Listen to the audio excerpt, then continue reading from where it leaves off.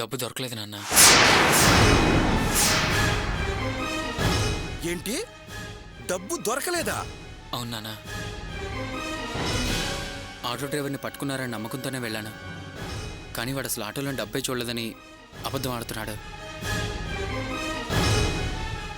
మోసం చేశాను నాన్న. అంత డబ్బు దొరికిందని ఏ పిచ్చోడు మాత్రం ఎలా చెప్తాడు? డబ్బును శ్రీలక్ష్మి అని జాగ్రత్తగా చూసుకోవాల్సింది మనం.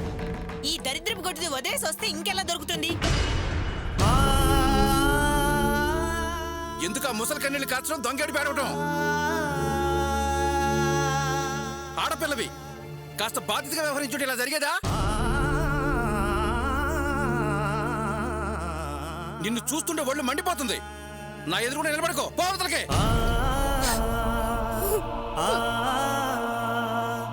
అయ్యో, అలా అనకండి.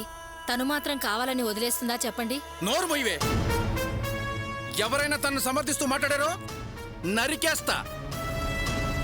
ఇంకా నా ముందు మూగదయ్యలో నిలబడ్డావే, పో లోపలికే.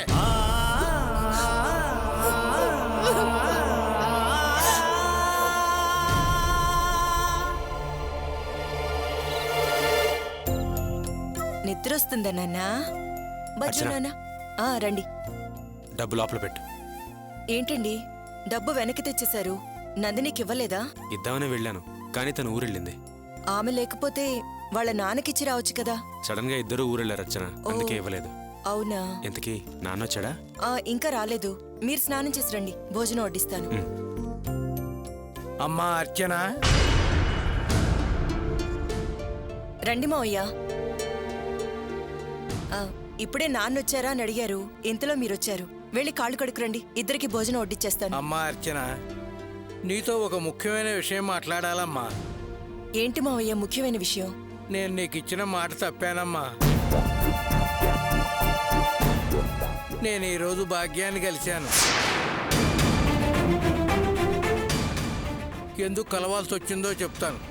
ఆ విషయం విన్నాక నువ్వు నన్ను క్షమించవచ్చో క్షమించకూడదో చెప్పాలి. నేనేం దానికోసం వెళ్ళి కలవలేదమ్మా. అదే నేను పనిచేసే చోటకి వెతుక్కుంటూ వచ్చింది. దాంతో నేనేం మాట్లాడలేదమ్మా, కనీసం దాని మొహం కూడా చూడలేదు. అయితే అదే, ఏమయ్యా వాసు కనపడకుండా ఇంట్లోంచి వెళ్ళిపోయాడు, కనపడితే చెప్పోయా అని చెప్పింది. అయినా నేనేం సమాధానం చెప్పలేదు. నేనున్న పరిస్థితుల్లో అదేం కుదరదు, వెళ్ళు అని చెప్పాను. మళ్ళీ ఈ విషయం నువ్వు ఎవరి ద్వారానో వినటం కంటే నేను చెప్పడమే మంచిదని చెబుతున్నానమ్మా. చెప్పమ్మా, నేను చేసిన తప్పుకి ఈ ఇంట్లో ఉండొచ్చా? నన్ను క్షమిస్తావా? నువ్వు ఎలా చెప్తే అలా నడుచుకుంటానమ్మా. కానీ కోపంతో తిడితే తట్టుకోలేనమ్మా. మావయ్య, నేను క్షమించాల్సినంత తప్పు మీరేం చేయలేదు. నేను మిమ్మల్ని ఇంట్లోంచి బయటకు వెళ్ళమంటే నేను మనిషిని అనిపించుకోను. ఇక నుంచి మిమ్మల్ని ఇంట్లోంచి బయటకు వెళ్ళండి అనే మాట అననే అనను. అమ్మయ్యా, ఇప్పటికి నా మనసు కుదుటపడిందమ్మా. సర్లేండి మావయ్య, వెళ్ళి స్నానం చేసి రండి, భోంచేద్దురు గాని. అలాగేనమ్మా. ఏమండి, మీరు కూడా వెళ్ళండి.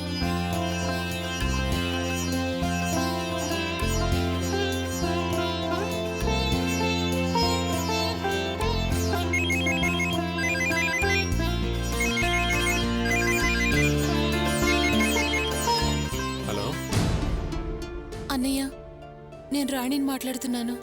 ఏమా రాణి, ఎలా ఉన్నావమ్మా? బాగున్నావా? ఆకాష్ బాగున్నాడా? ఇంట్లో అందరూ ఎలా ఉన్నారు? అందరూ బాగానే ఉన్నారన్నయ్య. నీ గొంతు విని చాలా రోజులైందమ్మా. ఏంటమ్మా విశేషాలు? ఏం లేదన్నయ్య, నీతో మాట్లాడాలనిపించింది. అవునా? ఏమ్మా, ఏంటమ్మా నీ గొంతు అదోలా ఉంది? ఏమైనా ఇబ్బందా? అబ్బే, ఏం లేదన్నయ్య, నేను బాగానే ఉన్నాను. ఊరికే నీతో మాట్లాడాలనిపించింది. అన్నయ్య, నిన్ను చూడాలనిపిస్తుంది. రేపు షెడ్డుకు రావచ్చు? అయ్యో, నన్ను చూడ్డానికి పర్మిషన్ ఎందుకమ్మా? బేషుగ్గా రావచ్చు. నీకెప్పుడు వీలైతే అప్పుడు రా, సరేనా? అలా కాదన్నయ్య, పని మీద బయటకు వెళ్తావు కదా, అందుకనే అడిగాను. అయితే అమ్మా నువ్వు రావద్దు, నేనే మీ ఇంటికి వస్తాను, సరేనా? అన్నయ్య, ఏం లేదమ్మా, మీ మామగారు హాస్పిటల్లో ఉన్నప్పుడు నేను చూడలేదు కదా, ఆయన తప్పుగా అనుకుని ఉంటారు. నేనొచ్చి ఆయన పలకరించాననుకో, ఆయన్ని పలకరించినట్టు ఉంటుంది, నేను చూసినట్టు ఉంటుంది. అందుకే నేనే వస్తానంటున్నానమ్మా. సరే అన్నయ్య, అలాగే. ఏంటమ్మా అలాగే అని అదోలా అంటున్నావు? నిజంగా ఏ ఇబ్బంది లేదుగా? అలాంటిదేం లేదన్నయ్య. రాణి, నీ గొంతెందుకో తేడాగా ఉందమ్మా. నువ్వెందుకో టెన్షన్ పడుతున్నట్టున్నావు. నిజం చెప్పమ్మా, నా దగ్గర దాయడం దేనికి? ఏం లేదన్నయ్య. రేపు వస్తున్నావు కదా, నీకే అర్థం అవుతుంది. సరేనా? సరేనమ్మా, జాగ్రత్త.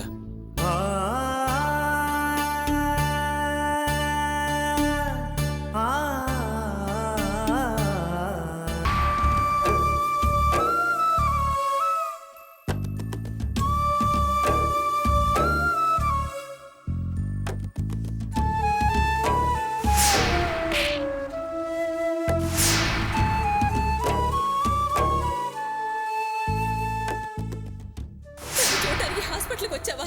నువ్వు ఆ రోజు ఇంట్లో నుంచి వెళ్ళిపోయిన తర్వాత నీ కోసం వెతకని చోట్లేదయ్యా. ఇప్పుడు నువ్వు నన్ను చూడటానికి హాస్పిటల్కి రావడం నాకెంతో ఆనందంగా ఉందయ్యా.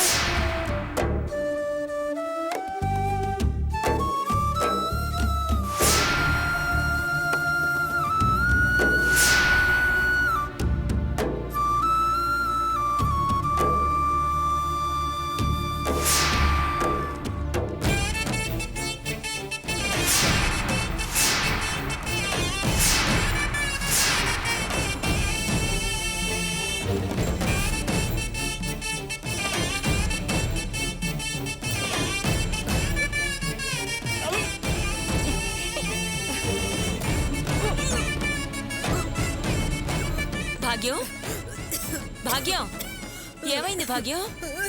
ఎందుకు వాంతి చేసుకుంటున్నావు? ఇదిగో నీళ్ళు తీసుకో.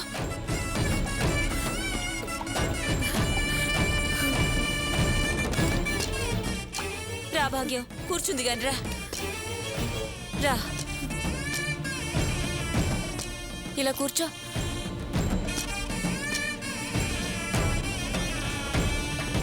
ఏమైంది భాగ్యం?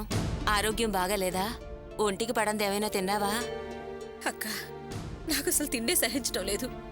ఇంకా పండవి తింటవేంటి? ఏమైంది? ఎందుకు అదోలా ఉన్నావు? అవును, ఇంట్లో ఎవరూ కనబడడం లేదు. వాసు ఎక్కడా? అక్క, నేను చేసిన పాపమే నన్ను ఒంటరి దాన్ని చేసింది. మా ఆయన చేయకూడని పనులు చేస్తుంటే నేను చూడాల్సి వచ్చిందక్క. ఆయన డ్రైనేజ్ పనులు చేస్తున్నాడు. అయ్యో, ఏమిటి భాగ్యం నువ్వు అనేది? మీ ఆయన అలాంటి పని చేస్తున్నాడా? అవునక్క, ఆయన అలాంటి పని చేస్తున్న విషయం ఇన్నాళ్ళు నాకు తెలీదు. ఈ రోజు నేను వాసుని వెతకడానికి వెళ్తుంటే డ్రైనేజీలు శుభ్రం చేస్తూ ఈయన కనపడ్డాడు. ఆయన అలా చూడగానే నా ప్రాణం విలవిల్లాడిపోయిందక్క. అరుగు మీద కూర్చొని రాజావారిలాగా దర్పంగా కూరరాగాలు తీస్తూ ఉండేవాడు. ఇప్పుడు చూడు, ఆయన పరిస్థితుల్లో చూసి తట్టుకోలేకపోతున్నానక్క. అక్క, మా సుఖ సంతోషాలన్నీ గోపితో పాటే ఈ ఇల్లు వదిలి వెళ్ళిపోయాయి. వాడున్నప్పుడు చెమట పడితేనే చికాకు పడే మనిషి ఇప్పుడు ఈ పనులు చేయాల్సి వస్తుంది. ఆయన ఆ పని చేసిన డబ్బులతోనే కొన్నాళ్ళు తిన్నామని తెలియగానే నా కడుపులో దేవినట్టయింది. మనసు ముక్కలయిందక్క. పైగా ఆయన ఇప్పుడు అలిగి ఇంట్లో నుంచి వెళ్ళిపోయాడు. నేను పాపాత్మురాలక్క. నేను అసలు వాసుని ఇంట్లోకి రానిచ్చినందుకే ఆయన కోపంతో వెళ్ళిపోయాడు. ఎంత బతివిలాడినా నాతో ఒక్క మాట కూడా మాట్లాడలేదు. ఆయన అంత బాధపడేలా చేశానక్క. భాగ్యం, అసలు దీనంతటికి కారణం ఆ దుర్మార్గుడు వాసుయేనక్క. ఇటు ఈయన వెళ్ళాడు, అటు వాడు కనపడడం లేదు. ఇదంతా నా కర్మక్క. ఏమిటి భాగ్యం నువ్వు అనేది? వాసు కనపడడం లేదా? అవునక్క, నేను వాసు నిన్న గుడికి వెళ్ళాం. అనుకోకుండా అక్కడ రేవతి కలిసింది. వాడి మీద కోపంతో వాడి రకరకాల ప్రశ్నలు వేసింది. నేను కూడా బుద్ధి మార్చుకొని బతకరా అని 4 మంచి మాటలు చెప్పాను. నా మాటలు వాడికి నచ్చక ఎక్కడికో వెళ్ళిపోయాడు. వీడి కోసం పాకులాడి నేనందరినీ దూరం చేసుకుని అనాథలా మిగిలాను. ఇప్పుడు వీడు కూడా వెళ్ళిపోయాడు. మనసు బాగోకపోతే ధైర్యం చెప్పి 4 ఓదార్పు మాటలు చెప్పే మనిషే కరువైపోయాడు. నలుగురితో నవ్వుతూ తుళ్ళుతూ ఉండే ఈ ఇంట్లో నేను ఒంటరిగా మిగిలిపోయానక్క. దీనంతటికీ నేను చేసిన పాప పనులే కారణం. అందర్నీ బయటికి తరివేస్తే నన్ను నా పాపం ఒంటరిని చేసింది. నా దురాశకు తగ్గ శిక్ష ఆ దేవుడు వేశాడక్క. ఆయన చాలాసార్లు అన్నాడక్క, నువ్వు అనాథమవుతావే అని. అదే నిజమైంది. అయ్యోయ్యో, ఏడో ఒక భాగ్యం, ఏడో మాకు. నీ తప్పు నువ్వు తెలుసుకున్నావు, అది చాలు. ఆ దేవుడు నిన్ను క్షమిస్తాడు. నువ్వేం దిగులు పడకు. వాసు వాళ్ళ మామగారింటికి ఏమైనా వెళ్ళాడేమో, ఓసారి చూడరాదు? లేదక్క, వాడక్కడికి వెళ్లే అవకాశమే లేదు. రేవతి వాడిని రానివ్వదు.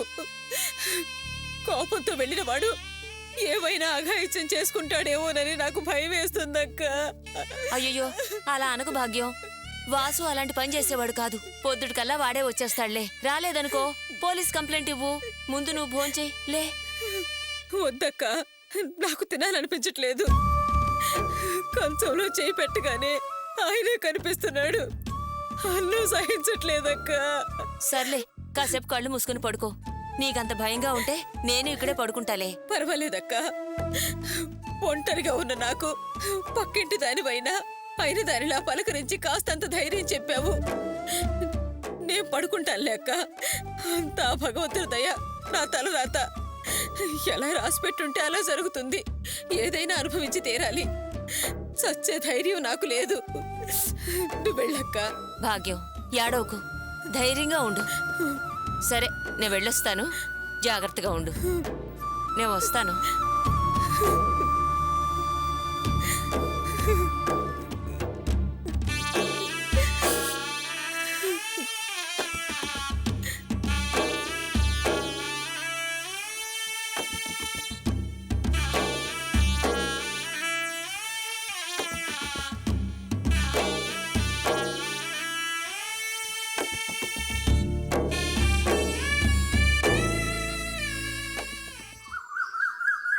అర్చనా, ఆ, ఏంటండి? నాకు 5,000 ఇవ్వా? Spare parts కొనడానికా? కాదర్చన, మన భాషా భాస్కర్ వాళ్ళు ఒక రూమ్ చూసారంట. అక్కడ 10,000 కట్టాలంట. వాళ్ళ దగ్గర 5,000 ఉన్నాయి. అందుకని నేను ఒక 5,000 సహాయం చేద్దామని అడుగుతున్నాను. నేనిలా అంటున్నానని మీరు తప్పుగా అనుకోకండి.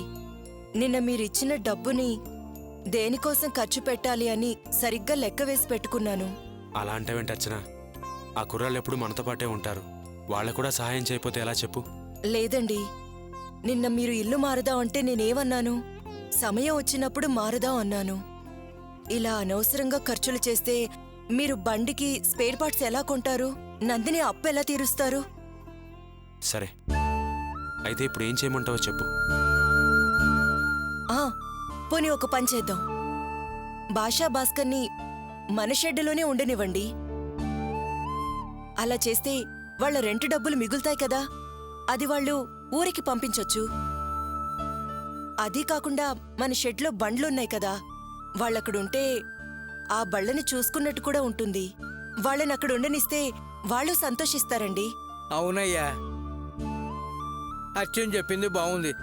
తను చెప్పినట్టు వినవయ్యా. ఏంటండి ఆలోచిస్తున్నారు? ఈ ఆలోచన నాకెందుకు రాలేదా అని ఆలోచిస్తున్నాను.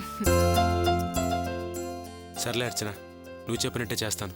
నేను షెడ్కి బయలుదేరుతున్నాను. నాకు 500 ఇవ్వు. ఎందుకు? ఏం లేదు, వెళ్లేదారిలో రాణిని కలుస్తాను. వాళ్ళ ఇంటికి ఒట్టి చేతులతో వెళ్తే బాగుండదు కదా, అందుకని. ఒక నిమిషం.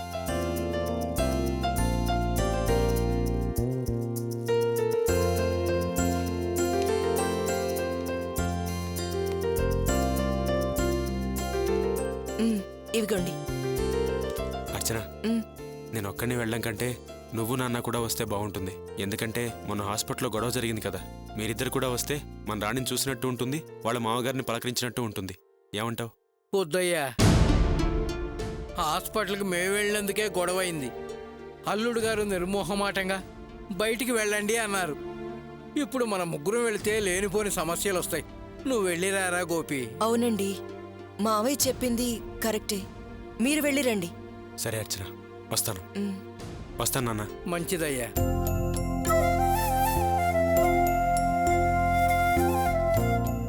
మావయ్య అమ్మా రండి టిఫిన్ చేద్దురు గాని. అలాగేనమ్మా.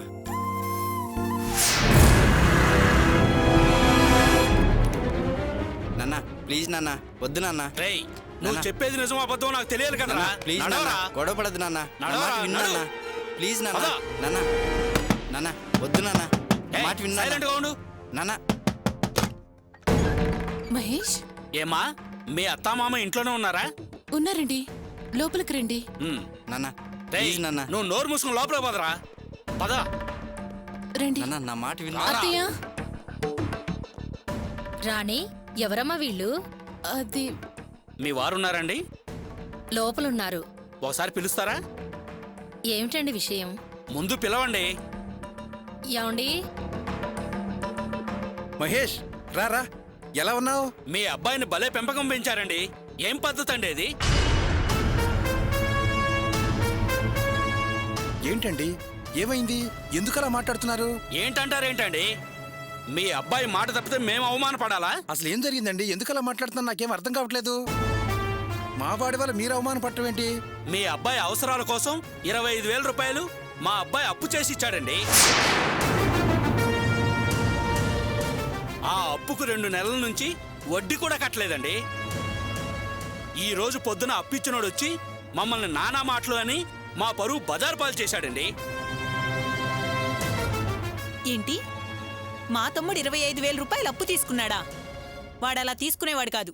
అంత అవసరం వాడికి లేదు. అవునండి, నాకు చెప్పకుండా మా వాడు అలా చేసేవాడు కాదు. మహేష్, అసలు ఏమైందో కాస్త వివరంగా చెప్పు. చెప్పరా? మా నాన్న చెప్పేది నిజమే అంకుల్. ఒక 3 నెలల క్రితం 1,00,000 రూపాయలు అవసరమని అడిగాడు. నేను 25,000 ఇప్పించాను. వాడి డబ్బు కోసం బైక్ కూడా అమ్మాడు. మేము కూడా చైన్స్ రింగ్స్ తాకట్టు పెట్టాం. అవి చాలకపోతే 25,000 వడ్డీకి తీసుకొచ్చి ఇచ్చాం. అలాగా? మరి వాడు బైక్ పోయిందని చెప్పాడే, నిజంగా అమ్మేశాడా? ఈ రోజు ఆ అప్పులోడు మా ఇంటికి వచ్చి మా పరువు తీశాడు కాబట్టి మాకు తెలిసింది. రేయ్, వాళ్ళ అబ్బాయి సంగతి ఏంటో వాళ్ళకి పూర్తిగా చెప్పరా. చెప్పు చెప్పు మహేష్, 1,00,000 రూపాయల అవసరం ఎందుకు వచ్చింది? నానా, వాడికి 1,00,000 రూపాయల అవసరం ఎందుకు వస్తుంది? వీడే ఏదో చేసి వాడి మీద నెడుతున్నాడు. లేదక్క, ఆ రోజు నిజంగానే వాడికి అంత డబ్బు అవసరం వచ్చింది. ఏంటి అవసరం? ఆకాష్ రాణిని పెళ్లి చేసుకోకముందు రాణి వాళ్ళ నాన్న దొంగ నోట్లు 1కి 2 వస్తాయని ఆశపడి 1,00,000 రూపాయలు అప్పు చేసి మోసపోయాడు. ఆ 1,00,000 రూపాయలు ఇచ్చిన అతను వడ్డీతో సహా డబ్బు కట్టకపోతే రాణిని ఎత్తుకెళ్ళిపోతానని బెదిరించాడు.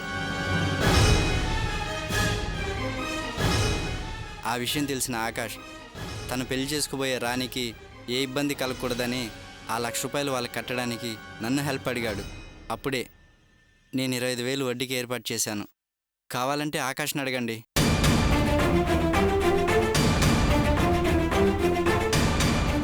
కాస్త ఓపి పట్టండి. నాకు కూడా ఇప్పుడే ఈ విషయం తెలిసింది. మా వాడు వచ్చాక అంతా వివరంగా మాట్లాడి 6 రోజుల్లో మీకు డబ్బు ఏర్పాటు చేస్తాను. ఆ మాట మీదే నిలబడండి. మరోసారి అప్పిచ్చినోడు మా ఇంటి మీదకి వచ్చాడో ఆ తర్వాత జరిగేది మరోలా ఉంటుంది. జాగ్రత్త. పదరా, పద.